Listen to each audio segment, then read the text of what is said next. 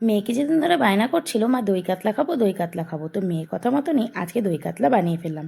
রেসিপিটি যেহেতু আপনাদের সাথে শেয়ার করেনি, সেই কারণে আজকে দই কাতলার রেসিপি আপনাদের জন্য নিয়ে চলে এসেছি।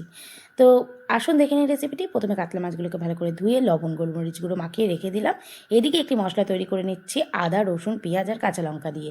ওদিকে কড়াইটি গ্যাসের ওপর বসিয়ে ভালো করে গরম করে নিয়ে তেল দিয়ে দিলাম, সাদা তেল দিয়ে ভালো করে গরম করে নিয়ে মাছগুলো দিয়ে এপিট ওপিট লাল লাল করে ভেজে তুলে নিলাম। তারপরে ওই একই তেলের মধ্যে গোটা গরম মশলা তেজপাতা ফোড়ন দিয়ে দিলাম। দেওয়ার পরে যে আদা রসুন বাটাটি তৈরি করেছিলাম সেটিও দিয়ে দিলাম।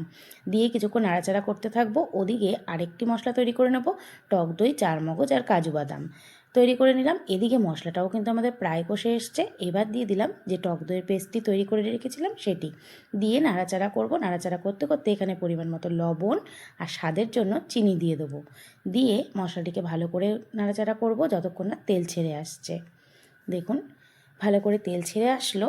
এরপরে দিয়ে দেবো এখানে পরিমাণ মতো জল, খুব বেশি জল দেব না, সামান্য একটু জল দিয়ে এবার ফুটতে দেবো। ফুটে আসলে ভেজে রাখা মাছগুলো এখানে অ্যাড করে দেবো। দেখুন মাছগুলো দিয়ে দিলাম। এবার ওপর দিয়ে চেরা কাঁচা লঙ্কা দিয়ে ভালো করে ফুটিয়ে নামিয়ে নিলেই রেডি হয়ে যাবে কিন্তু আমাদের দই কাতলা। 1 চামচ ঘি দিয়ে নামিয়ে নিন, গরম গরম পরিবেশন করুন গরম গরম ভাত দিয়ে দই কাতলা। তো কেমন লাগলো রেসিপিটি অবশ্যই জানাবেন। ভালো লাগলে লাইক কমেন্ট শেয়ার করে দেবেন। ভিডিওটি কেমন লাগলে সেটিও জানাবেন।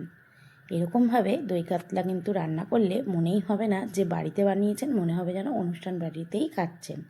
ভীষণ টেস্টি হয়, একবার অবশ্যই ট্রাই করবেন। ভিডিওটি ভালো লাগলে লাইক কমেন্ট শেয়ার করে দেবেন। বানিয়ে খান, বানিয়ে খাওয়ান, এনজয় করুন।